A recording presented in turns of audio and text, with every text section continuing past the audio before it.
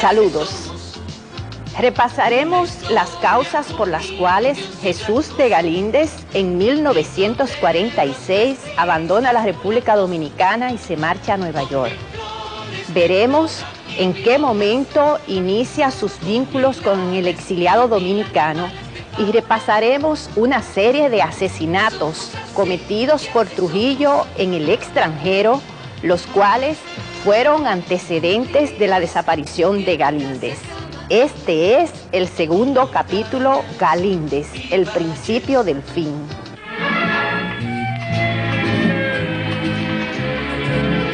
Jesús de Galíndez Suárez, en 1944, cuando se celebró el centenario de la independencia dominicana, ganó el primer premio en un concurso literario que organizó nuestra Secretaría de Estado de Educación. Se le premió por la novela El Príncipe de Chamartín. En la fotografía aparece en la ceremonia de premiación. Se preguntarán entonces por qué 2 años más tarde abandonaría el país. Aconteció que de los refugiados españoles llegados a República Dominicana, muy pocos quisieron trabajar en las colonias agrícolas organizadas por Trujillo, y la mayoría se quedó en la ciudad para reunirse con sus compatriotas. Pronto comenzó el éxodo de ellos a Venezuela, México y Cuba, lo mismo que los judíos, quienes más bien tomaron nuestro país como puente para proseguir a los Estados Unidos.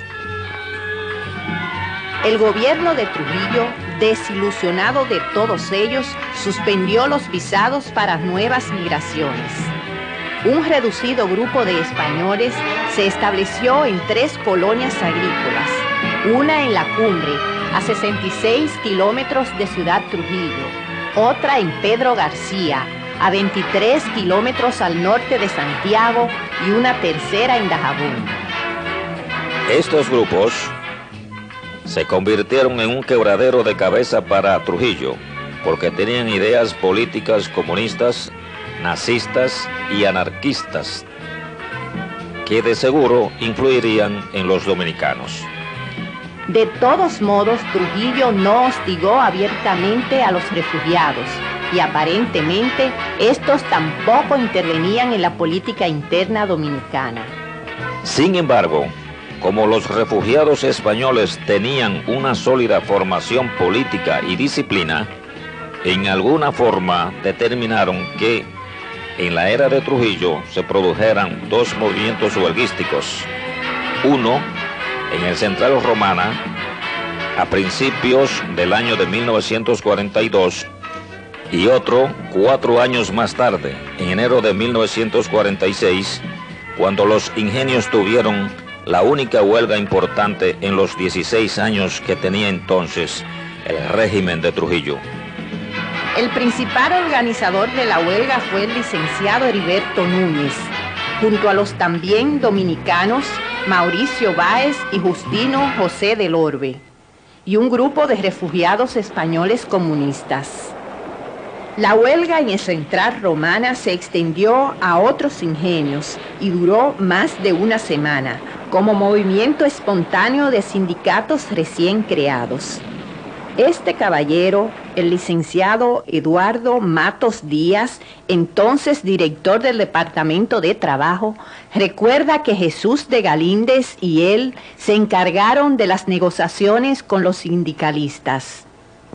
Durante la huelga no hubo violencia y los trabajadores colaboraron con el Comité de Salarios. Se lograron aumentos a veces de más de un 100%. Aunque el régimen de Trujillo no utilizó la violencia durante la huelga, la revancha llegó después. Don Antonio Pras Ventós nos habla de lo que pasó con los refugiados españoles participantes en la huelga. Yo recuerdo algo porque uno de esos españoles era anarquista, muy amigo de mi padre, se llamaba Roger. Yo no sé si era francés, pero daba clase de francés. Yo lo vi en La Habana y supe que fue expulsado de aquí. Y me contó que a él lo hicieron preso con motivo de esa huelga, parece que él tenía algo que ver de la huelga y de un plan para matar a Trujillo también, que había conjuntamente con eso. Y que Negro lo llevaron al despacho de Negro. Negro le preguntó, ¿usted en España qué le hubiesen hecho si hubiese hecho algo así? Dice, me hubieran fusilado. Dice, ¿usted está consciente que corría el mismo riesgo aquí? Dice, sí, sí. Dice, abrió una gaveta y le dio un dinero y dice, váyase en el primer avión. Porque Trujillo tenía mucho miedo a hacerle, como los refugiados españoles teníamos tanta imagen internacional, en bien o en mal, pero imagen, el colgarle muerto de los refugiados hubiese desvirtuado todo lo que él trató de hacer trayendo los refugiados. Aquí pasó una cosa muy, y eso es una anécdota que quizá no tenga que ver con... Una vez se incomodó porque Trujillo llevaba mucho chisme de los refugiados y muchas cosas, y hizo unos cuantos presos en las perreras que entonces llevaban y los metieron en un barco. Aquí había unos barquitos, San Rafael y el presidente Trujillo, que iban a México. Los metió, los despachó, y los refugiados empezaron a decir, ¿y qué pasa? ¿Y por qué han votado a esa gente? Para hablar mal del gobierno. Y a los 2 o 3 días hubo, y eso casi nadie ha hablado de eso, una manifestación con pancartas en contra de Trujillo, de los refugiados españoles en la calle que se llama Las Damas, que estaba la policía ahí, y se le llevaron la información a Trujillo. ¿Y qué está pasando? No, que se han enterado de que los que hablan mal del gobierno te los manda a México. Dice, porque se vaya el que quiera, y fletó un barco para mandar a México. Hasta en ese momento, que conociendo a Trujillo, su reacción normal, si hubiésemos sido dominicanos, nos mata a todos, ¿verdad? Lo metió en el barco y se fueron para México. A Galíndez se le reconoce haber realizado una importante aportación a la legislación dominicana sobre el trabajo. A partir del 1942, cuando se modificó el artículo 6 de la Constitución y se abrió la posibilidad a un código de leyes sobre aspectos laborales, tales como jornadas, días de descanso, vacaciones, salario mínimo y otros. Galíndez se encargaba de supervisar la actuación de los sindicatos que Trujillo había permitido. No obstante, a raíz de la huelga de enero del 46 y la solución en beneficio de los trabajadores, el dictador empezó a adoptar medidas restrictivas en relación a las huelgas. Doña Rosa Báez López Peña, la amiga de Galíndez, nos cuenta que debido a su desgracia con Trujillo decidió irse a Nueva York a mediados del 1945 y Galíndez la ayudó con las gestiones del viaje. Poco antes de partir, quiso acompañarla para que se tomara esta fotografía como recuerdo. En la abundante correspondencia de Galíndez con sus amigos, este confiesa estar enamorado de Rosa, pero la relación de ellos no pasó de una estrecha amistad, por causas que explicaremos más adelante. 6 meses después de la partida de Rosa a Nueva York, se encontraron de nuevo en la ciudad de los rascacielos. El licenciado Matos Díaz explica que no fue la solución de la huelga lo que determinó que Galíndez se marchara de la República Dominicana. La solución, en verdad, había sido dispuesta por el régimen de Trujillo, que instó al Comité de Salarios a aprobar de inmediato las propuestas presentadas por los sindicalistas. Él, Matos Díaz, de funcionario del gobierno, también terminó exiliado en México. Considera que pudo influir en la determinación de Galíndez para abandonar el país la obligación de denunciar a los compañeros de trabajo que pudieran estar envueltos en supuestas actividades subversivas contra el gobierno. Se había creado un comité de depuración de empleados públicos que se prestaba a la persecución y asesinato de presuntos desafectos del gobierno. Y justo es precisar que aun cuando habíamos dicho que Galíndez era agente del FBI, no existe el menor indicio de que en esa tarea actuara en perjuicio de algún dominicano. No hay dudas de que Galíndez se sentía incómodo con el régimen de Trujillo, pero para su salida de la República Dominicana fue determinante José Antonio Aguirre, en la época presidente del gobierno vasco en el exilio, quien vino a Ciudad Trujillo y le solicitó irse a Nueva York para que se encargara de las investigaciones de un libro que preparaba sobre la historia del pueblo vasco. Aguirre hizo las gestiones para que el gobierno de los Estados Unidos le otorgara el visado. Galíndez se fue en enero de 1946 saliendo para Cuba. De ahí pasó por Miami y llegó a Nueva York el 13 de febrero de 1946. De inmediato se instaló en la sede del gobierno vasco, en este apartamento 15F de un lujoso edificio en la Quinta Avenida.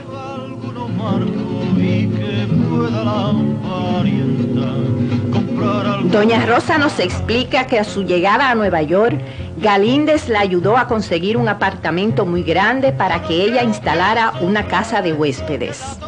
Él me consiguió un apartamento en Western Avenue, un apartamento grande, alquilaba una habitación, pero Galíndez había sido el que había dado el dinero, así que él iba toda semana a buscar su dinero, cobraba los cuartos hasta que se cobró sus $1.500 que había dado por el apartamento. Galíndez escribía en diversas publicaciones. Por los vascos en el exilio llegó a ser representante ante las Naciones Unidas, en la que se libraba una gran lucha para impedir que la España de Francisco Franco fuera aceptada en ese organismo. En 1948, Galíndez comenzó a trabajar también como profesor de la Universidad Francesa en Manhattan y 3 años más tarde logró ingresar además como profesor de la Universidad de Columbia, donde impartía cursos sobre América Latina en política internacional, organización constitucional y partidos políticos en Sudamérica e historia de la civilización hispanoamericana. Los cursos de Galíndez, sin embargo, no se consideraban cátedras, sino trabajos de un estudiante mientras preparaba su tesis para un doctorado en ciencias políticas. Junto a sus actividades docentes y literarias, Galíndez llevaba una intensa vida sociocultural y se fue insertando en una enorme cantidad de organizaciones culturales, políticas y sociales de Nueva York, relacionadas con los hispanos. Alcanzó gran prestigio como conferencista y escritor y se vinculó a prominentes figuras de la política latinoamericana como Rómulo Betancourt, José Figueres, Muñoz Marín y otros, quienes lo invitaban a ceremonias oficiales en sus respectivos países. En sus primeros años en Nueva York, el personaje no criticaba públicamente el régimen de Trujillo, porque decía estar muy agradecido de la hospitalidad que le brindaron los dominicanos. Sin embargo, antes de salir del país, había recogido numerosos documentos sobre la dictadura de Trujillo, los cuales logró sacar utilizando la valija diplomática de los Estados Unidos, porque se proponía escribir una novela sobre lo que había visto y oído. La novela El monstruo del Caribe, que no la llegó a terminar, que es la que según parece le hicieron comer, aquí no se llega, que hay desierto en eso. La cuestión fue que esa novela él no la terminó. Él la presentó como tesis doctoral cuando fue a presentar en la Columbia University, pero la Columbia no le aceptó porque eran muchos datos personales que él no le interesaban. Entonces él tuvo que retirarlo y rehacer el libro y empezó a coger los datos que quería la universidad, lo que le habían dicho. Y hizo el libro ese que se publicó, La Era de Trujillo. Es importante observar que lo que primero que Galíndez empezó a escribir sobre Trujillo fue una novela, con muchas informaciones escandalosas sobre el tirano y su familia.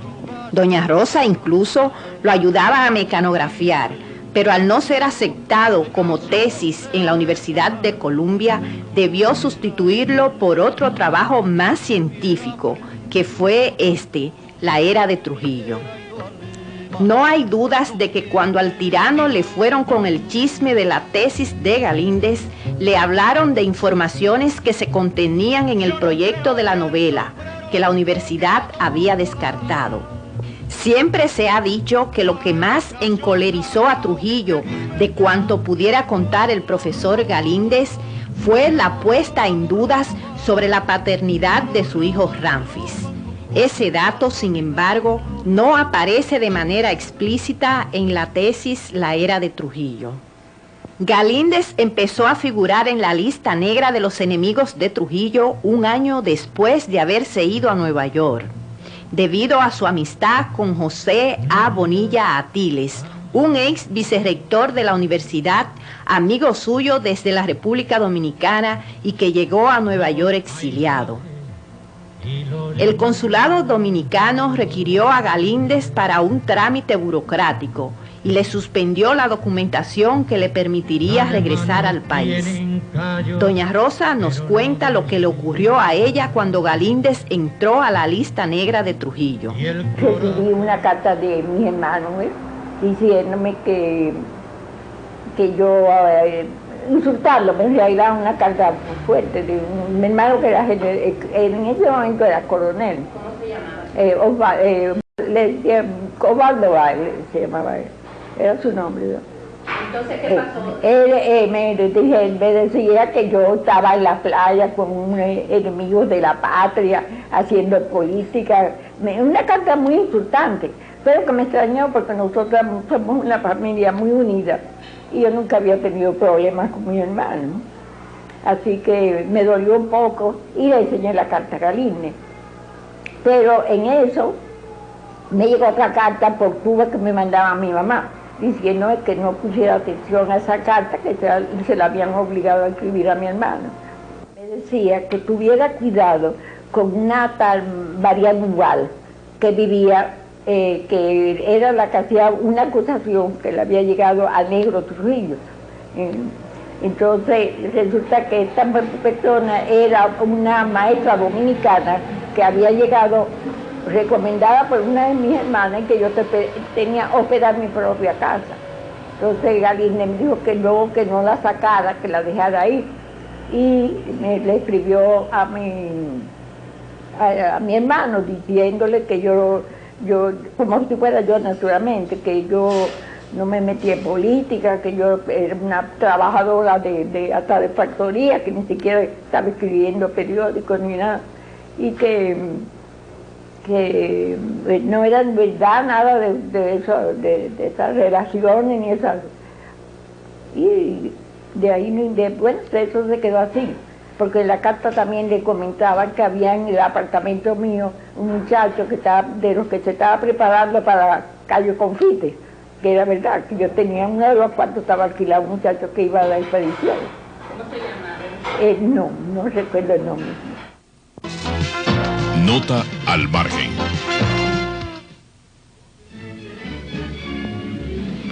Las posibilidades de matrimonio entre Rosa Báez López Peña y Jesús de Galíndez se extinguieron a raíz de un viaje que éste hizo a Francia para reunirse con el presidente del gobierno vasco en el exilio, José Antonio Aguirre. En los meses de ausencia de Galíndez, doña Rosa conoció a un mulato haitiano de origen francés, con el que se comprometió en matrimonio. Cuando Galíndez regresó a Nueva York, no aprobó el enlace, pero como de todos modos ella estaba dispuesta a casarse, él la apoyó en cuanto pudo. Y Rosa, ya casada, se fue a Puerto Príncipe. Pero en el matrimonio no le fue bien, y nueva vez apela a Galíndez para regresar a Nueva York. Este le hizo todas las gestiones y hasta le costeó el pasaje. Continuaron su amistad, aunque el esposo haitiano volvió a reconciliarse con ella en Nueva York. Y el matrimonio continuó, aunque tiempo después Galíndez ayudó a su amiga a divorciarse.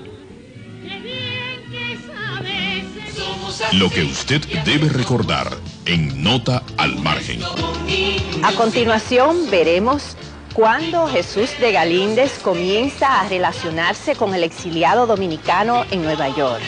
Y también repasaremos una serie de crímenes cometidos por Trujillo en el extranjero. En esta parte compartiremos con la señora Lucy Silfa, quien fuera esposa de Nicolás Silfa, un dirigente del PRD en el exilio, quien fue uno de los dominicanos más cercanos a Jesús de Galíndez.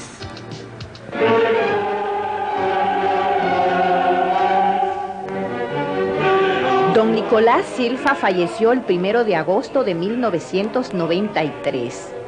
En vida escribió 3 tomos sobre sus vivencias en el exilio y su participación en la política dominicana. Sus libros son parte del material de apoyo en la realización de esta serie, pero aún así procuramos los testimonios de doña Lucy, porque como compañera de don Nicolás, ella actuaba en los hechos que nos ocupan y es una de las personas que más ha logrado conservar material sobre el caso Galíndez. Explica que al profesor Vasco no lo conocieron en sus primeros meses de llegado a Nueva York, aunque sí tenían noticias de él porque era alguien que se hacía sentir. Él no llegó como una persona totalmente extraña a aquella ciudad, porque se sabe que cuando él salió de República Dominicana fue ayudado por los vascos que estaban en Nueva York, y también él se relacionó con los otros exilados españoles. Recuerdo muy bien al general Ramón Asensio. También había una señora, Victoria Kent, que era otra de las exiliadas, que dirigía una revista ibérica y que trabajaba con la Organización Internacional por la Democracia y la Libertad, que presidía la señora Francis Grant. Como todos debemos saber, Galíndez era un gran escritor, había escrito muchos libros, escribía muchos artículos, era un intelectual abierto, afable, tenía un carisma que lo hacía hacerse querer de la gente, y cuando oían de él pues se acercaban. Entonces él comenzó a trabajar en esas instituciones y a relacionarse no solamente ya con los españoles, sino también con los exiliados de América, que como se recordará, en esa época América tenía alrededor de 12 dictadores, cuyos nombres estoy segura que son conocidos de la mayoría de los que están viendo este programa. Entonces, como dije, conocíamos de él y las actividades que estaba llevando a cabo, que muy pronto también se llegaron a lo social y a lo cultural. Galíndez fue el hombre que aportó la idea del famoso desfile hispano, que está todavía vigente en la ciudad de Nueva York. También organizó lo que ellos le llamaron los Juegos Florales, habían concursos y se elegían reinas y demás, y esto hizo que la población hispana de la ciudad de Nueva York comenzara a juntarse y a conocerse. Así pues, conocíamos de Galíndez más bien por los medios, los periódicos y uno que otros programas. Pero en 1950, cuando se reorganizó el PRD, que estaba muy disperso y desalentado por los fracasos de invasión que no se llegaron a dar como se esperaba, quedó a todo el mundo, reitero, desorganizados. Entonces, como los dirigentes del PRD no se daban por vencidos, porque eso es muy verdadero, fue la primera y mejor organización que hubo en el exilio dominicano, vino una comisión de La Habana a Nueva York, presidida o integrada por Ángel Miolán, el general Alexis Liz y el doctor Virgilio Mainardi Reina. Conjuntamente con ellos y los PRDistas que habían en Nueva York, entre los cuales estaba Nicolás Silfa y muchísimos otros, yo me inicio en ese momento, pues reorganizamos el partido y comenzamos de nuevo las actividades públicas. Esto hizo que Galíndez se acercara a nosotros. Y digo que se acercó más a nosotros en el PRD que a ninguna otra organización, primero porque no existían muchas, y segundo porque no estaban tan activas. Ahí pues comenzamos a conocer a Galíndez muy de cerca. Él comenzó a participar con artículos en un boletín que publicábamos. Nos ayudó en diversas formas.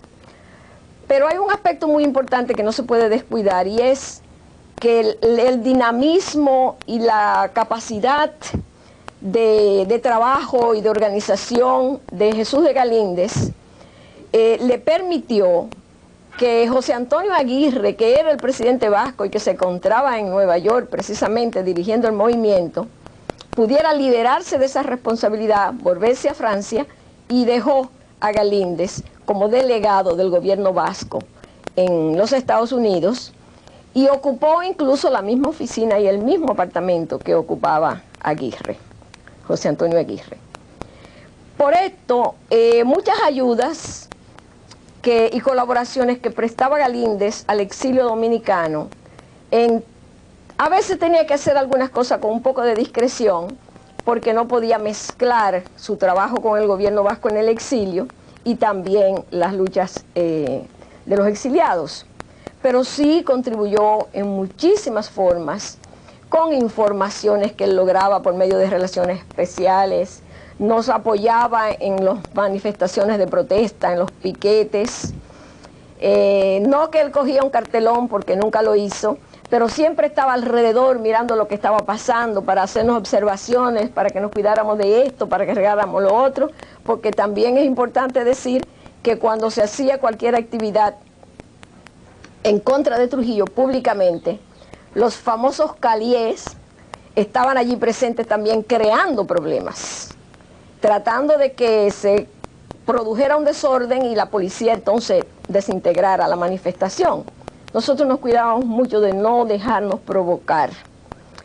Y cuando Galíndez veía a una de esas personas que eran muy conocidas, entonces él pasaba de lado o nos daba una nota o le decía: Nicolás, cuídate que allí está fulano, y eso, para que estuviésemos preparados y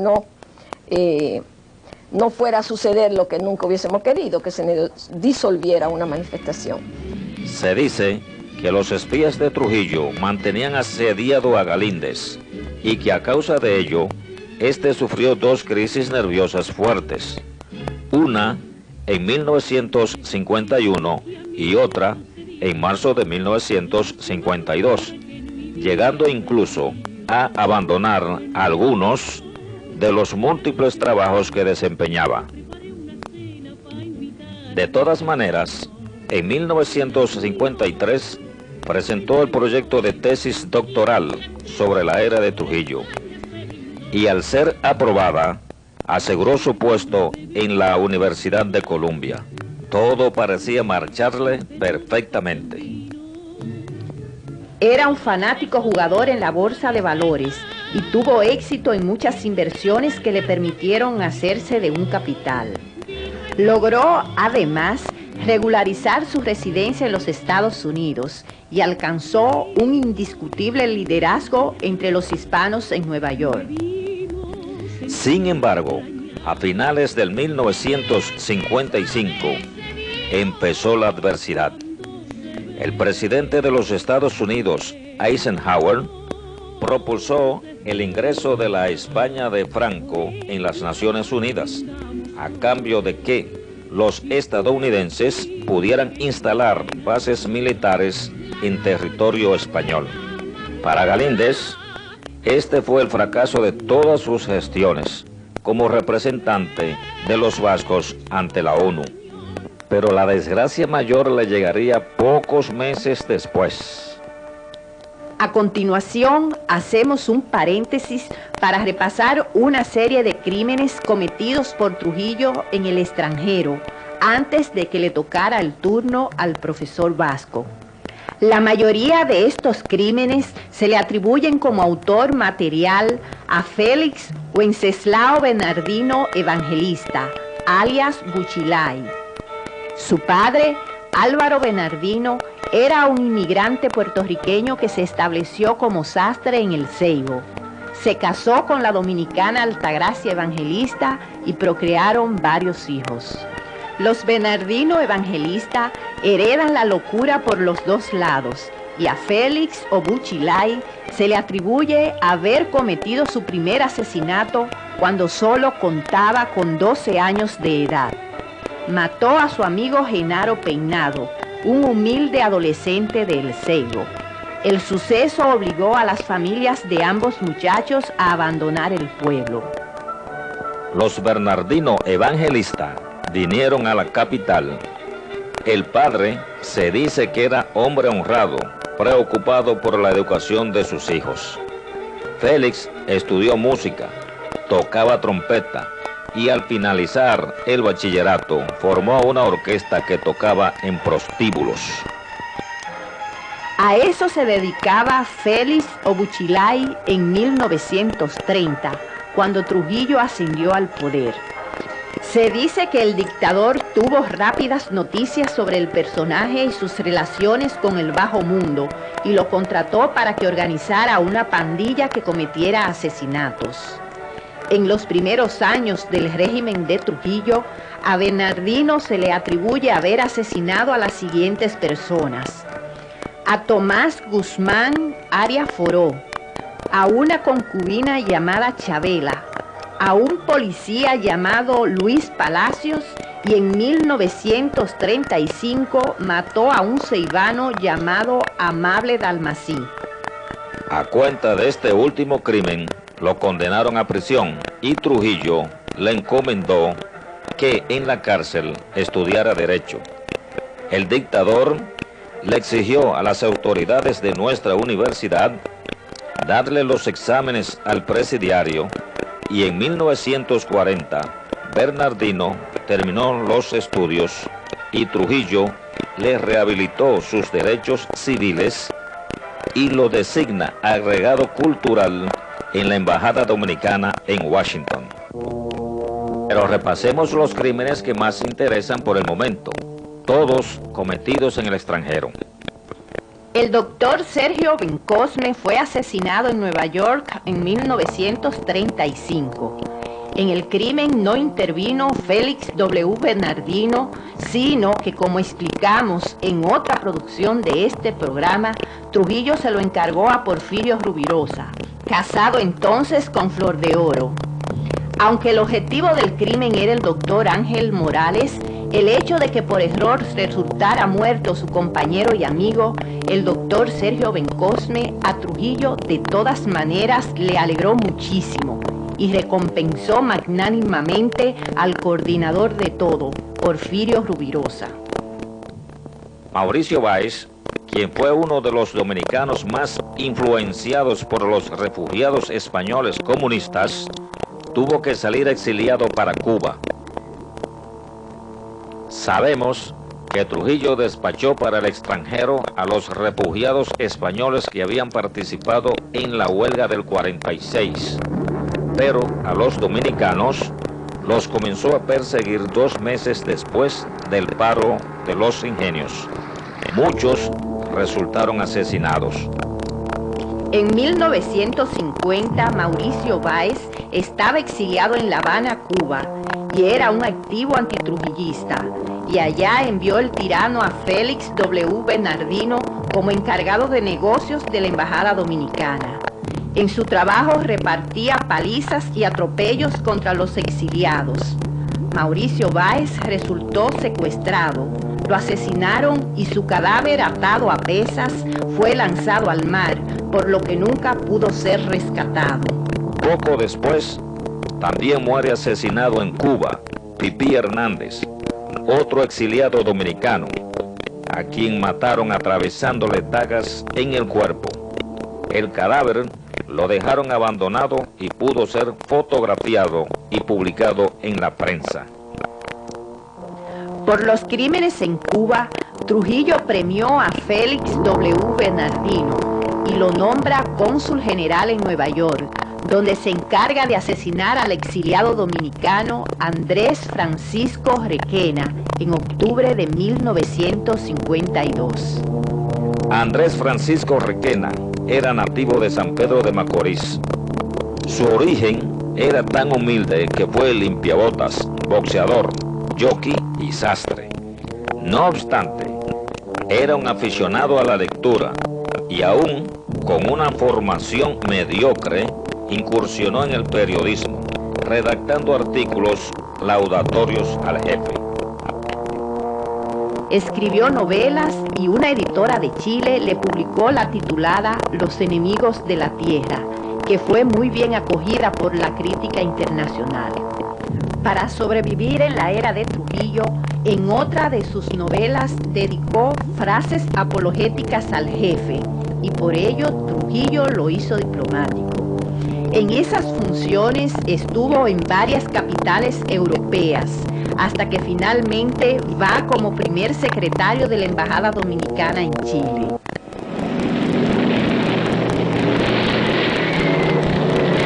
Eran tiempos de la Segunda Guerra Mundial y en la embajada, Requena tuvo indicios de que Trujillo cooperaba con los nazis, pese a que en apariencias les había declarado la guerra a Hitler y sus aliados.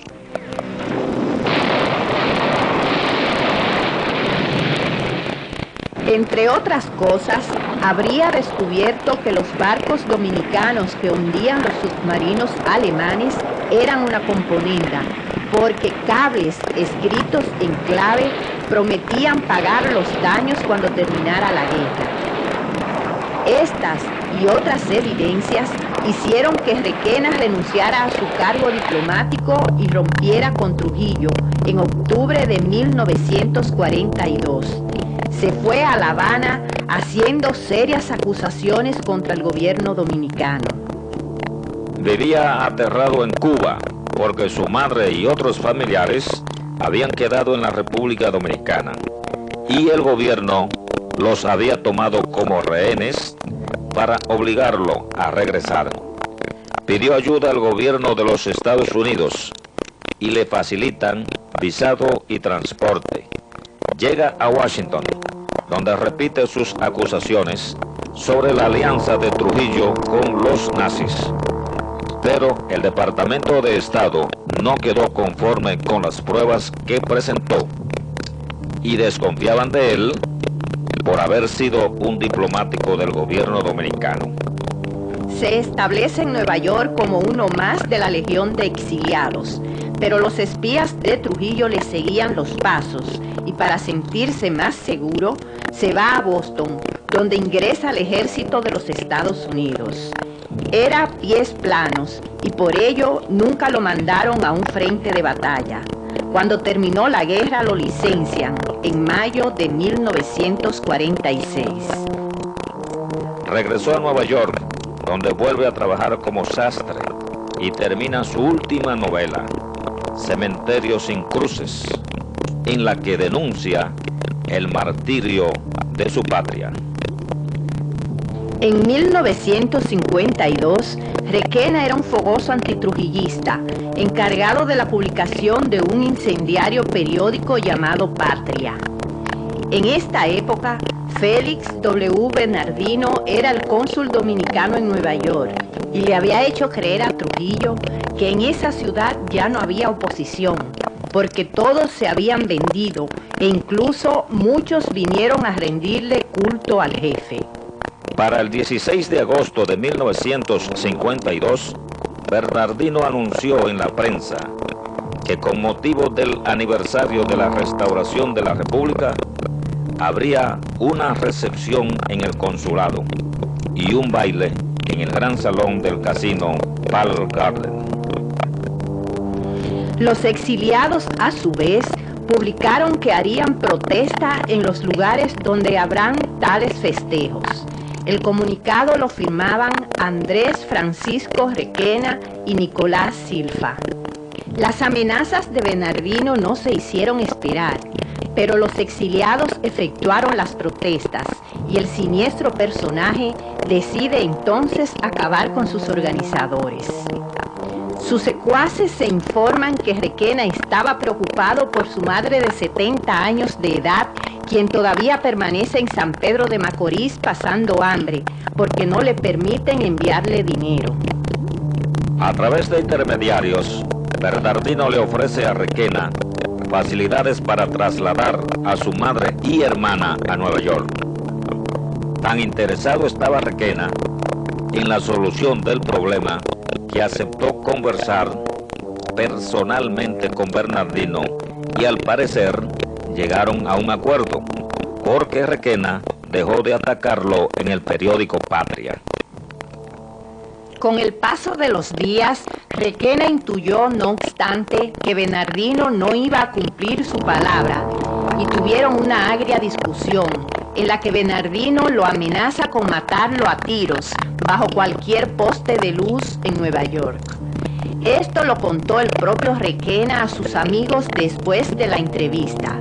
El brete se mantuvo durante todo el mes de septiembre y el 2 de octubre, como a las 9 de la noche, Requena recibe una llamada telefónica rápida en su apartamento y le avisa a su novia que va a reunirse con la gente que ella sabe. Nosotros presumimos que lo había llamado alguna amiga, porque él era soltero y qué cara. Él hacía sus visitas, pero parece que la utilizaron y él se fue. Cuando nosotros vimos la dirección en la calle Madison número 41, no Madison Avenue, sino calle Madison en la parte abajo de Manhattan, nosotros sabíamos que Galíndez no tenía ninguna persona amiga por ahí. Perdone, Francisco Requena, no tenía ninguna amiga por ese sector, que él fue llevado por algo que él lo atrajo y conoció eso por primera vez. Incluso el taxi driver, el chofer del taxi, declaró que él mismo le preguntaba, ¿y qué será esto por aquí? Yo no conozco a nadie. O sea que él fue llevado allí. Cuando él entró al edificio, donde iba a subir al apartamento que le habían dado, al número que le habían dado, recibió 3 tiros por la cabeza. 5 tiros por la cabeza. El edificio tenía entrada por el patio y salida también. Así que tú podías entrar por el patio o por el frente. Y fue fácil para que el asesino pudiera escapar con rapidez. Un día después del asesinato de Requena, José Vela Zanetti, pintor, refugiado español, quien también había estado en la República Dominicana y fue a recalar a Nueva York, se presentó donde el profesor Jesús de Galíndez y por encargo de la colonia de refugiados españoles le recomendó abandonar sus relaciones con los exiliados dominicanos. Le dijo que en la ONU un miembro de la delegación dominicana lo había advertido de que él, Galíndez, se va a encontrar un día con una cáscara de guineo. Fue entonces cuando Galíndez sufrió su segunda crisis nerviosa y adoptó la costumbre de mantener sobre el escritorio de su apartamento una carta en sobre cerrado en la cual pedía que le preguntaran al pintor Vela Zanetti sobre los autores de cualquier cosa que a él le pudiera suceder. En cuanto al asesinato de Requena, quedaron como principales sospechosos de haberlo ejecutado los dominicanos Adolfo Camarena, Pito, y Rafael Berrido, Fellito. Camarena era un ex exiliado que vendía frutas en el Alto Manhattan, al que la justicia no pudo acusar porque Trujillo lo designó de inmediato cónsul general dominicano en San Francisco, California, con un salario de $18,000 mensuales. A Fellito Berrido lo designó vicecónsul en Nueva York y a Félix W. Bernardino lo promovió embajador plenipotenciario de la República Dominicana en Venezuela. Por la inmunidad diplomática fue imposible someterlos a la justicia. Nota al margen. Al profesor Jesús de Galíndez lo desaparecieron en marzo de 1956, pero 5 meses antes hubo un primer intento para envenenarlo. Doña Rosa Báez López Peña relata: El 12 de octubre es el día de cumpleaños de Galíndez y él tenía invitado a unos profesores de universidad y me llamó para que le hiciera el favor de ir a ayudar con el apartamento, a arreglarse. Y Y nosotros fuimos con una cuñada como a las 9 de la mañana y arreglamos el apartamento. Cuando como a las 12 del día tocan a la puerta y aparece un misionero de eso, con una buque de flores y una botella de champán. Y me dice que eso era para el profesor Galíndez. Bueno, no llevaba tarjeta ninguna, simplemente era la flor y la botella de champaña que trajo. Entonces, felicidades, sí, así. Cuando Galíndez llega, que yo muy contenta, voy a decirle, mira, la sorpresa que le tengo aquí, me dice, no, tú estás loca, no toquen eso, yo toqué las flores, cogí un periódico, envolvió la flor y fue ella que la sacó para el patio y le dijo que, me dijo, la botella de champán me la dejan ahí, no, nadie la toque. Llamó inmediatamente a la policía, como a las 2 o 3 horas ya estaba la policía ahí, que fue a buscar, yo intentar, fue muy rápido que consiguió esa conexión, porque vinieron, cogieron la botella de champán y a los pocos días ya él me dijo, tengo que esperar que caminen, nos dijeron que la botella de champán estaba completamente envenenada, un traguito que nos había tomado cada una, que éramos personas muertas, y que habían contratado, que la persona, habían conseguido el mensajero, y que el mensajero venía directamente del consulado dominicano, de Minerva Bernardino. Él me dijo, tú ves, es Minerva, yo sé que ella es la que me está persiguiendo. Sí, Minerva Bernardino, hermana de Félix W. Bernardino, está señalada como la persona que en principio trató de envenenar al profesor Vasco. Y como veremos en la próxima, existen pruebas de que una carta de ella dirigida a Trujillo fue el detonante para que se pusiera en marcha lo que se conoce como el caso Galíndez. Lo que usted debe recordar en Nota al Margen. En la próxima entraremos al caso Galíndez propiamente dicho, con la misteriosa desaparición del profesor el lunes 12 de marzo de 1956. Hasta entonces. Escribió lo dominicano. Somos así y así somos. La propia identidad de lo criollo. En el como perfil antillano. Un pueblo de trabajo que trabaja y que ve en el otro hombre a su hermano. Somos así, así somos.